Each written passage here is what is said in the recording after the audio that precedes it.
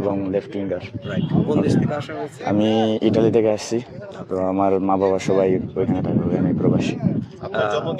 আমার জন্মই বাংলাদেশে, আমি 6 বছর ইটালিতে ভাই গেছি। বিশ্বাস করেন ভাই, ভাই বাংলাদেশ যে আগুন এক প্লেয়ার পাইছে, মানে অবিশ্বাস্য, অবিশ্বাস্য লিটারালি।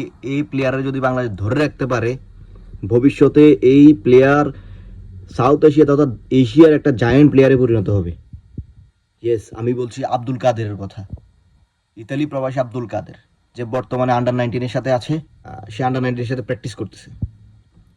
সব কিছু মিলিয়ে সে ফাহমিদুল যেই লিগে খেলতেছে, সিরিডি সেম সেম লিগে সেও খেলতেছে। সে বর্তমানে বাংলাদেশে অবস্থান করতেছে, বাংলাদেশের পাসপোর্ট তার কাছে আছে এবং বাংলাদেশ আন্ডার-19 সাথে সে প্র্যাকটিস করতেছে। সব কিছু মিলিয়ে তার প্র্যাকটিসে হচ্ছে গোলাম রাব্বানি ছোটন মুগ্ধ হয়েছে এবং শুধু সাউথ এশিয়া না, সে এশিয়ার একজন তারকা হওয়ার যোগ্যতা রাখে। আব্দুল কাদেরকে যদি বাংলাদেশ ধরে রাখতে পারে, তাকে যদি সকল সুযোগ সুবিধা দিয়ে তাকে সেইভাবে গড়ে তুলতে পারে, আমি মনে করি আব্দুল কাদের ভবিষ্যতের জন্য একটা অ্যাসেট হবে বাংলাদেশের এবং সে বাংলাদেশকে অনেক দূর নিয়ে যেতে পারবে।